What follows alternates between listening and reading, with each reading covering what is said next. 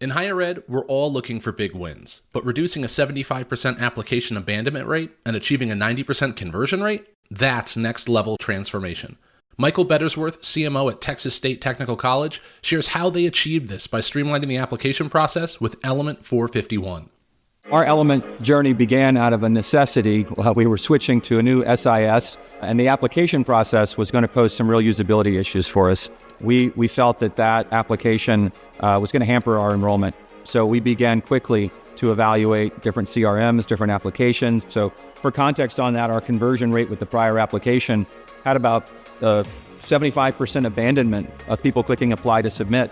And the first weeks after going live with Element, we saw an 80% conversion, and that's now up to 90. So improving the usability of that application on the front end process has had a significant advance in our intake. When technology works for students, it works for you. Visit element451.com to see how simplifying the application process with artificial intelligence will lead to significant results for your institution. Hit it! That's what I'm talking about. Wait! Okay, now, from the beginning. Hit it, boys. Welcome to Advancement Amplified, AI for IA, a special 5-part pulse check series brought to you by Enrollify. I'm Dan Giroux, a higher education marketing and communications leader focused on elevating the strategic impact of advancement. Advancement is at a pivotal moment, with shifting donor expectations, alumni engagement challenges, financial pressures, and the demand to do more with less. AI has emerged a transformative force. It offers unprecedented opportunity to reshape and amplify how teams connect, strategize, and deliver results. In this series, we'll explore how AI can be integrated without overwhelming staff, balancing efficiency with authentic human connections, and unlocking strategic innovations for the future. Let's dive into today's episode. Welcome back to Advancement Amplified, AI for IA. I'm thrilled to be joined by Kim Infanti, Executive Director, Alumni Engagement and Annual Giving at Syracuse University. Kim, thanks so much for joining us today. To get started, can you share a bit about your role at Syracuse and how your team's organized within the Advancement External Affairs team? Awesome. Thanks, Dan. It's great to be here. I am a newfound lover of AI and see so many use cases for it in advancement. So my role here is Executive Director, Alumni Engagement and Annual Giving. That simply means that I connect the dots between our annual giving and alumni engagement teams. We recently merged to be one team under our Vice President of Alumni Engagement and Annual Giving. And so I really try to make sure that we remember that we're all talking to the same audience, and we try and coordinate our communications.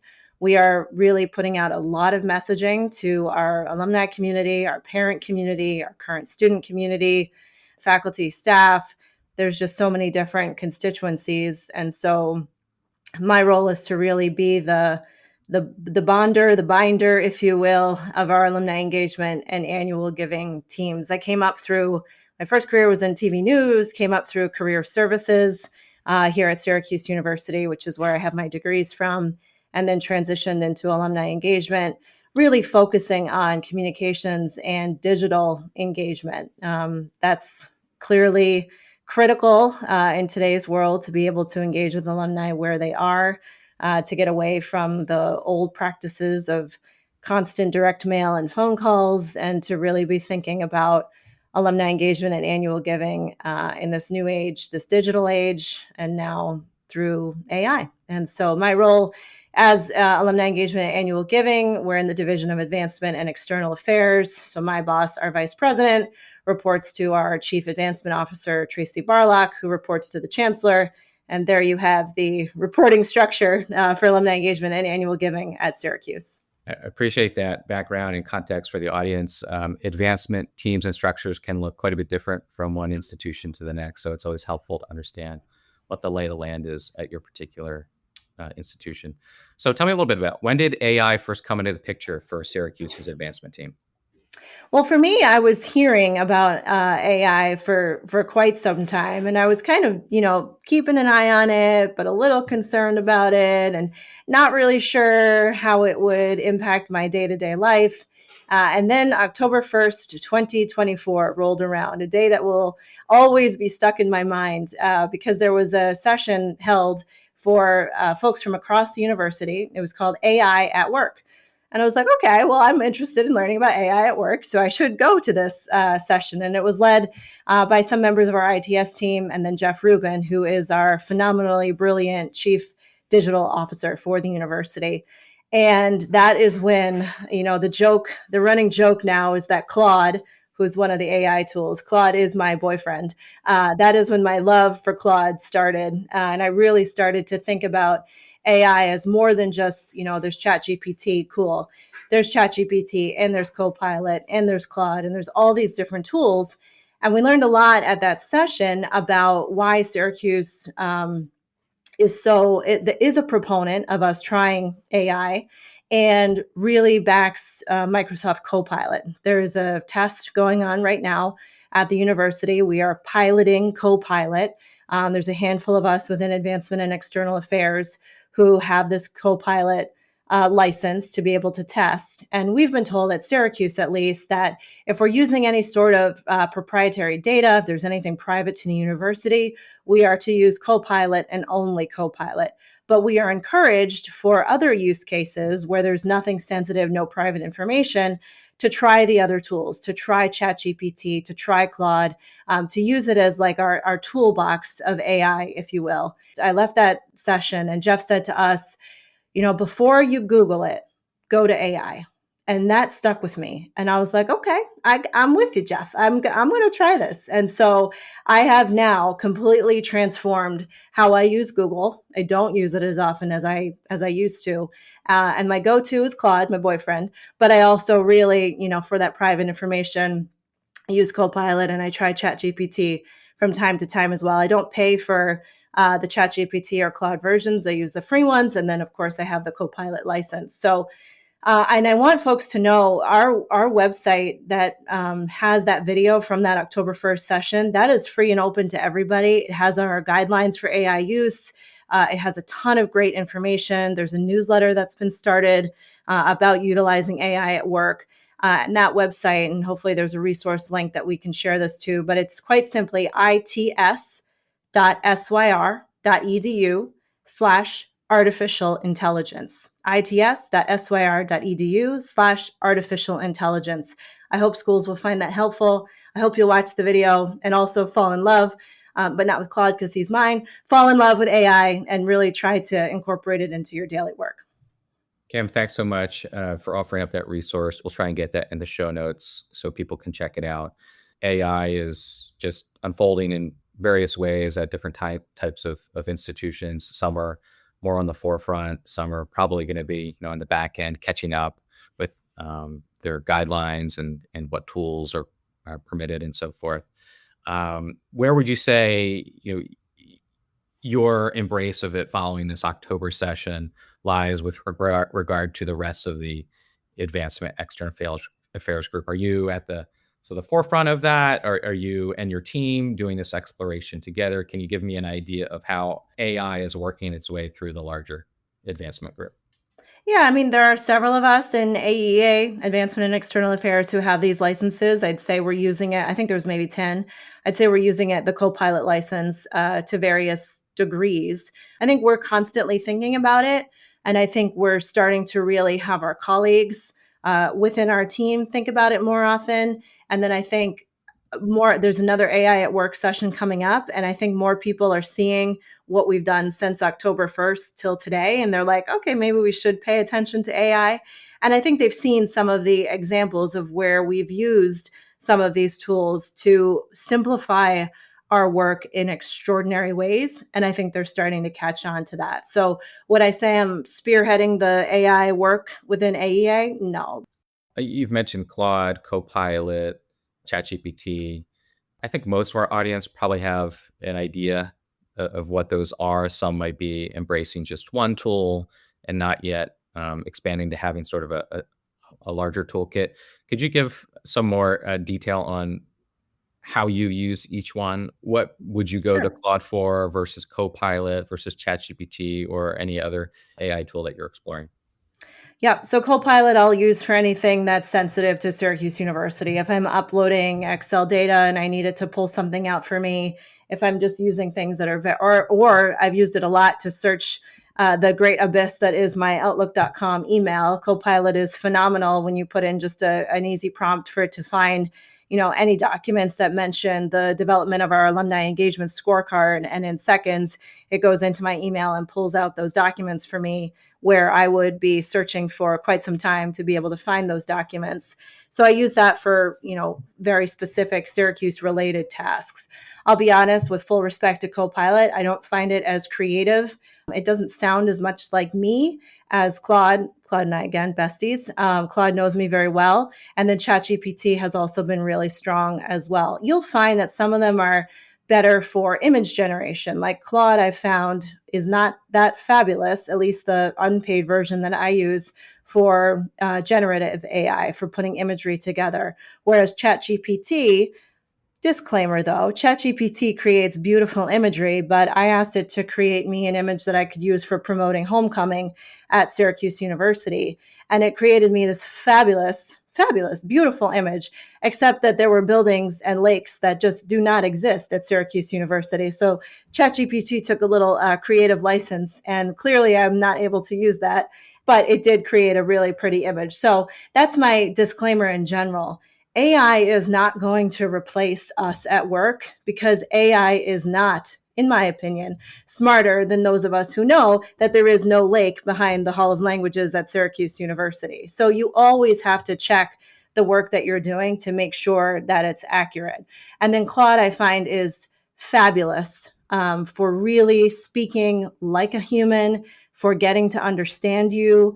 It's so it's friendly. Like it gives you something and you thank it, and it's like, oh, I'm so happy I could help you today. Have a great rest of your day. And it's like, thank you, Claude. I really needed somebody to listen to me today. So yeah, that's the way I use it. And then some of them will allow you to upload links that it can search. Others, you can't put links in. They're not able to go to different websites and use content from websites. So I'd say, depending on the project that you have, try all three, try other tools. And, those are not the only three. They're just the ones, Gemini is another one. I haven't explored Gemini, but see what works for you, and maybe take a combination of all of them to be able to produce what you're doing.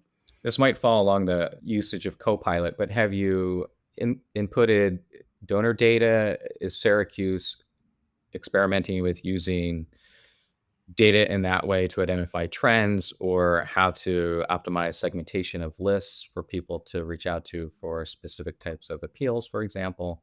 Personally, I haven't done that yet. I'm a little bit leery about sharing data still. I want to trust Copilot, but I haven't done that in my role particularly. I can't speak for others in the division, but I know that there are absolutely use cases where folks across advancement divisions elsewhere have used that. For us, I'd love to be able to see, we just finished our Forever Orange campaign. We have all this data about alumni engagement and our alumni engagement score. And we have all this data about who gave and who attended events. And I would love one of the tools to be able to go in our case, Copilot, because it is private data. I would love that tool to be able to go in and be like, yeah, there is a correlation here that the people who attended events did make a gift to Syracuse University. And that's the kind of work that would take days, hours, weeks for someone to do, manually by hand. But Copilot and some of the other tools can make this so easy. But we've had so many cool use cases. So I know we'll talk about those at some point. Yeah, I also know that based on some of our pre-show conversation, Syracuse is looking at implementing Protopia, and that might not be a platform that a lot of our audience out there, and specifically advancement, are yet aware of. Could you talk a little bit about what Protopia does and how Syracuse is looking to try that? Yeah. So Protopia, we are super excited about. I think so many schools are looking for a solution that allows students to connect with alumni and alumni to connect with other alumni for professional development, for advice, for networking, whatever you call it at your school. Just don't call it mentorship, because I hate that word. So we've been talking to Protopia for a very long time. In true higher ed fashion, it took us years to be able to go from those initial conversations to having a contract signed. Their website is protopia.co. It is quite simply a tool that allows alumni or students to visit our website. We're going to call it Ask Orange Alumni. because that's what it is. And we're in this new age of calling things what they are. So they'll go to our website, exact URL, TBD. It's not launched yet. We're in the implementation phase, and type in a question. I'm moving to Boise, Idaho, and I want to work in marketing. I'd love to make connections with alumni who followed a similar path. And then the AI through Protopia searches our database, at Syracuse we call it Citrus, and finds alumni who are good matches, sends them an email, and the alumni have the opportunity, they're automatically opted in. The alumni have the opportunity to say, sure, I'll answer this question, or no, not at this time, or no, thanks, I'm not interested in helping Syracuse in this way. They also have the opportunity, and what makes us so excited, I don't know if others feel the same way, but the data in our database is not exactly 100% accurate. So we might send an email to an alum that we think is in Boise, Idaho, but that alum hasn't lived in Boise, Idaho in 10 years. Then that alum, when they receive the email outreach, the question, they can say, yeah, no, I don't live here anymore. I work in healthcare in New York City. And we can update their job title, we can update their location, and really have much more robust data in our alumni database, which is so exciting for us. And I hope others will find that to be a benefit as well. So we're close. We're hoping to be able to announce it for the class of 2025 at around commencement, that this is a tool that they have. We've seen other schools that we, look up to who've had fabulous success with this. Pitt loves it. Denison loves it. London School of Economics. So I promise I'm not a salesperson for Protopia. I just see phenomenal value in it, and how it can utilize AI and start to uncover alumni who may not even know they wanted to volunteer, but those like micro volunteering opportunities that can really engage alumni who aren't going to come out to our events, who might not do a virtual program.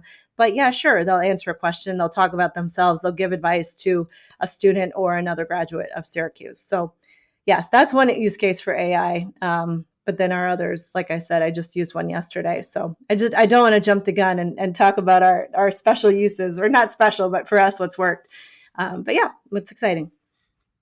Kim, I realize you and the team might still be fine tuning these, but are you able to share a goal, whether it's connected to the launch of it, how many, whether it's users or use cases, or perhaps it's over the course of 3 months, 6 months, 12 months? Just to give an idea of how you're looking at this from a success standpoint. I'll be honest that we haven't, and maybe we've put the cart before the horse. We haven't set the goals yet for, numbers of questions answered or number of alumni who ask questions. Or I do know that, one of the pieces that we learned along the way is that 40% of alumni were updating their information when they were receiving these questions. So I would imagine that we'll set a goal along those lines of contact information updates. I think, and I know a lot of other schools are like this. Syracuse is very siloed. We have a lot of schools and colleges under the university umbrella. So my number one goal for this tool is that it will have university-wide adoption, where it will feel like a central tool that everybody can get behind. And having someone from Jeff Rubin, I mentioned him earlier, our chief digital officer, having someone on his team, on our implementation team, is a massive win for me, because he is central and he sees the value in this tool. And if he believes in it, I hope that we can have others within the university in those siloed schools and colleges to say, yeah, this is something we should get behind and promote to our schools. So I know it's not numbers related, but it is a tool to, we say we're one university. This could really, truly be one university and one initiative.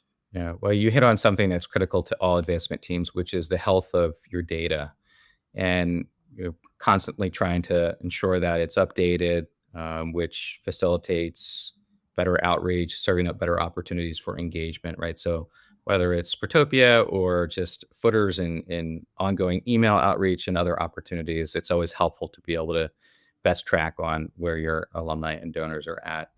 And honestly, for Protopia to be successful, we need to have good contact information in our database. So you're making me think that another use case for Claude or ChatGPT or Copilot is to help me craft the social content to encourage alumni to update their information before we launch this new tool. Like, that could be a prompt. I'll pop in there and I'll say, listen, we're about to launch this new tool that allows alumni to answer student questions, alumni questions, but it's only as good as the data in our system. Help me craft compelling social media content that will encourage alumni to update their information before this tool is launched. Use emojis and make sure to use information from, and I can do this document, this website, etc. But that's a beautiful prompt and a beautiful use case. And I may actually do that as soon as we finish this podcast, because that's a goal for us. Well, and I won't call it mentorship, but I think this type of micro volunteer opportunity creation is probably going to be a larger trend, I think, in 2025 and beyond. You can engage alumni in meaningful ways that isn't always asking for money, right? So Yep. I know there's some other technologies that are exploring that space. So that's a great example of how you could use AI with your sort of quote unquote external constituents. I'm curious, internally, have you and your team identified whether it's processes or other types of workflows for how you could be using some of the tools that we've mentioned to streamline things, to make the work easier internally? Yeah, I'm not really on the administrative side of things for the internal process. Like, I'd love to learn more about that. And I hope this next AI at Work session dives a little bit more into that internal, like managing our data on the back end. I'm definitely an external facing person doing the external content creation. But it does simplify our workflow in general when, we craft an initial letter, let's say, fiscal year end letter, and we run it through Claude or we run it through ChatGPT or Copilot, and that tool can make it massively better and easily create versions for different constituencies instead of us writing those versions manually. So while that is external content, it makes our internal lives a lot easier. There have been so many times when we've banged our head against a wall about, brainstorming for certain initiatives, and you can pop that into one of the tools and it'll start the brainstorm for you and get those juices going. So while the initiatives might be external, internally, it's making our lives a whole lot easier. One of the use cases we had was we have a very good football team this year, which is fabulous. Fran Brown is our new football coach, and in an effort to inspire new donors to our campaign, we created a game day poster where we would have alumni make a small gift. We would send them this poster for tracking our wins and losses throughout the football season. And, we usually have these buttons that alumni wear for the different opponents: beat Pitt, beat NC State, beat Clemson, yada, yada. We didn't want to do stickers that every sticker said beat. So we went into, I don't remember if we used ChatGPT or Claude for this one. We did not use Copilot because, again, I find, at least for my purposes, the other two are a little bit more on the creative side, but Copilot definitely has a use case. So we said, create us buttons that alliterate, that would be like beat Clemson, but use words that alliterate with each other, like crush Clemson. In literally seconds, we had our entire season and every single one alliterated. And it took seconds, what for our team would be like, oh, do we use this word? Do we use that word? I don't know. What do you think? Like, round the table. And Claude was like, gotcha, we're done. And it was like, okay, good, thank you. So that, again, it's external content, but it's making the amount of time spent on a project so much shorter and then so much more efficient. So you answered that question beautifully, because that's actually what I had intended to ask, is whether it's through social content, monthly calendar creation or individual posts, or email, creating that master email and then all of the segmented versions off of it. There's so many opportunities for engagement teams to do the work that they do on a day-to-day basis much more efficiently than we've done. We had a call Wednesday, so we're putting together a broadcast for Syracuse Giving Day. We started a broadcast to go in tandem with our Giving Day 2 years ago. So we did it last year. We're doing it again this year. And so we were brainstorming some of the video content that we're going to produce ahead of time. We have learned that one of our subjects is only available to shoot on February 4th, which I don't know when this podcast is going to air, but February 4th is 1 week from now, ish. So there was a little bit of panic, like, how are we going to get everything together, the scripting, in that short amount of time, get the approvals necessary, have the production team come to campus and get this done. So I was like, that's where my guy Claude comes in. So I went to Claude, I popped in a prompt for the script that we're looking for. Seconds, it had the beautiful start, suggestions for different shots, a total running time, ideas for, what words the students would say, would they look direct to camera?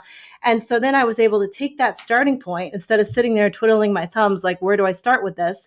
I had a starting point, and I said in my email to the team, I've Syracusified this. And so I made it sound a little bit more like our team. In seconds, I had a love it back from our head of our philanthropic engagement. And then seconds later, I had a love it from our vice president of alumni engagement and annual giving. And it was like, oh my God, like, this is great. Like, so as you can tell, I know people aren't seeing my face and my facial expressions, but I get super excited about these use cases. So that's just one where yesterday we used it. Yesterday on a meeting, I was working with the Chris Marshall Advancement Consulting team, and we were forecasting some numbers. And in like seconds, we were able to put in an Excel document, and it like had the numbers for us. Now, I don't know about you, but as a higher ed communications person, math is not my thing. Claude did the mathing for us, and that was awesome. So please, like with what Jeff said to us when I left that October 1st session, before you Google, just try AI.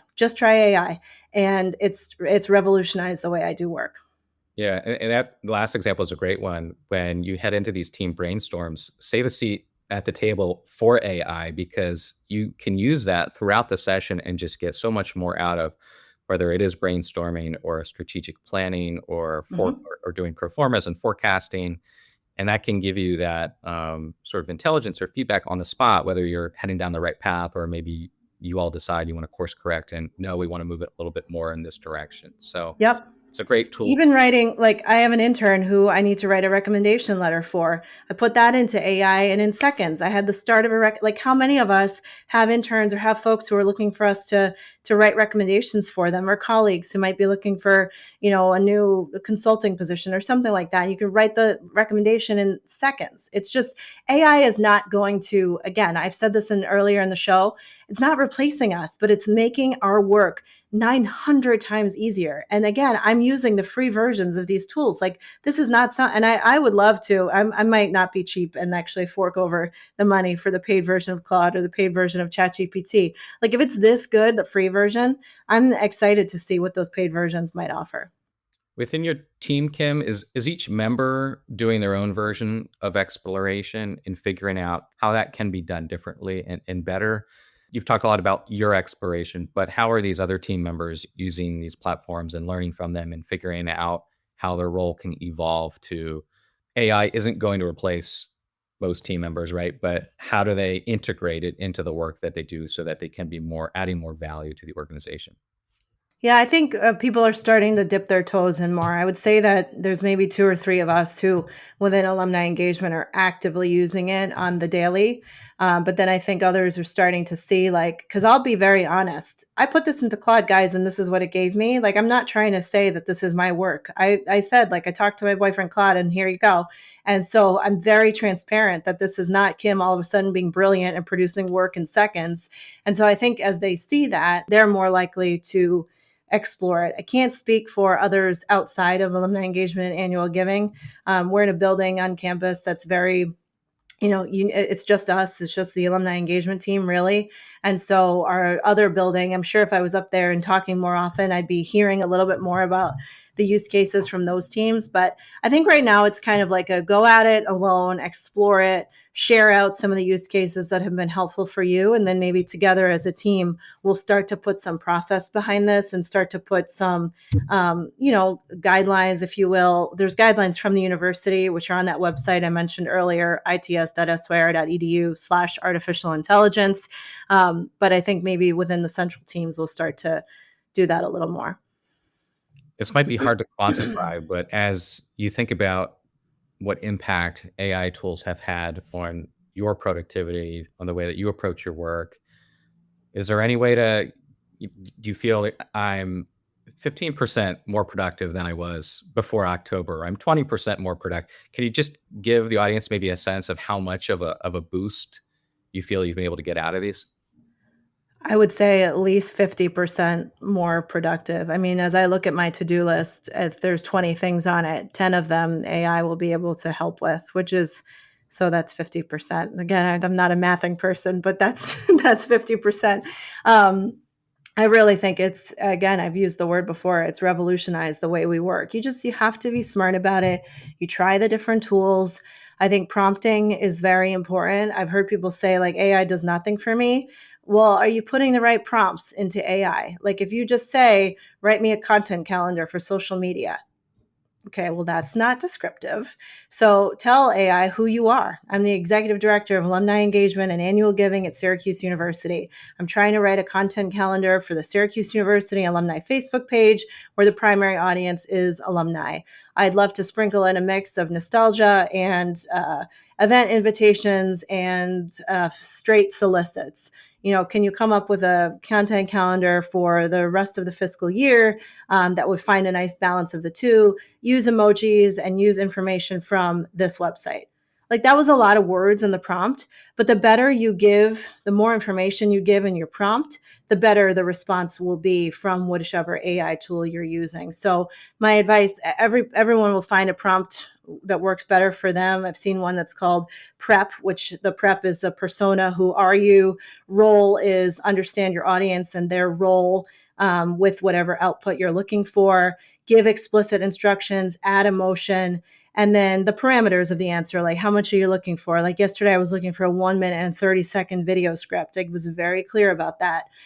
So Google it, the best prompts for I mean, there's a million articles out there about the best ways to prompt so that you get the best responses. I know Mallory Wilsey with the team is awesome about educating on prompting and what makes an effective prompt. So that's a big piece of it. AI will only be as good as the work that you put into it and being thoughtful and strategic about how you use it. Yeah, that's great. Any additional sort of personal reflections on how you see AI continuing to play or anticipate it playing a greater role in your work, your team's work? Well, I'm glad we're wrapping. You said the word personal, so I'm going to go there, Dan. Wrapping on a personal note, I used it. We had a trip to Disney, and I said I have a 4-year-old, and we want to do Magic Kingdom, we want to do Epcot, and we want to do Hollywood Studios. Plan out our day. His likes are this, and he doesn't really care about this. Seconds, I had my entire itinerary for our Disney World trip, thanks to Claude. There are times as a working mom, I get home, I've got 3 things in the refrigerator. I've said to ChatGPT, hey, I've got chicken, I've got carrots, and I've got rice. Come up with a creative recipe and don't use onions because my husband hates them. And that's worked really well as well. So personally, it's made me probably 100% more efficient. But really, professionally, all jokes aside, this is not going anywhere. And teams who refuse to embrace it or at least take a look at it or consider it, or teams who think I'm not going to do that because it's going to replace me, I'm going to lose my job someday, that is terrible thinking. That'd be like saying I don't want to start using the internet when the internet came out, or I don't want to start using social media channels when social media became a big thing. This is the time to explore. This is the time to position yourself within your team as the expert who can lead your team into the next area, being massively more efficient, creative, taking some of the stress off your plate. And just really being open. I think the internet, like we are literally learning AI the way our parents learned the internet, or the way, like, this is cool. Like our kids one day, and I'm, nostalgia here. Our kids one day, 20 years from now, when they're in college, I have a 4-year-old. So 18 years from now, when he's graduating college, I'm sure he'll be like living the Jetsons world and flying around in a rocket ship. But anyway, he'll look back and be like, Mom learned this, like in 2024, like this was like the start of AI, at least like the real public launch of AI, I would say was 2024, 2025. So yeah, I think it's a really exciting time. I'm so excited that you asked me to talk about how we're using it. And I would say anyone who wants to reach out and get some ideas or tell me how you're using it, I would love to hear those. Again, Kim Infanti, I'm on LinkedIn. I love LinkedIn too. LinkedIn content creation, go to AI. Like it's really, really smart. And yeah, that's it. That's AI for IA, the Syracuse way. Yeah. Well, thanks so much for sharing these insights and practical applications you and your team are using over at Syracuse. As someone who has been part of an engagement group for nearly the past 8 years until I left Drexel last November, I've been using AI for 2 years now. There's all different ways, from crafting effective meeting agendas to having it help outline difficult conversations that you need to have, whether that's with team members or colleagues or superiors. Really, the applications are endless. Writing reviews, right? What manager really loves writing, Right. annual performance reviews? So that can really take the stress out of that process, because sometimes it can be a lot of extra work when you're trying to spin a lot of different plates. So whether it's in the actual work of the team or in some of the administrative aspects of being a leader or guiding the team, really the applications are endless. So to our listeners, we hope today's conversation inspires you to explore how AI can enhance your work and advancement. Stay tuned for the next episode, where we'll discuss AI's impact on team dynamics. Until then, thanks for listening.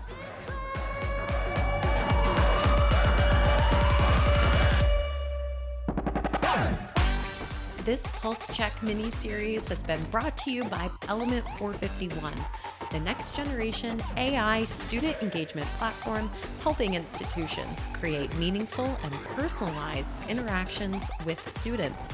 Learn more at element451.com.